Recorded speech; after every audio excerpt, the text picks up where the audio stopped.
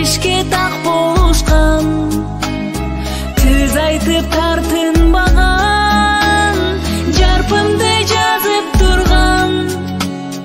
Жакшылар кандай сонун, жашоого нур жадырган, жамандын тосуп жолун, жакшысыз кандай сонун.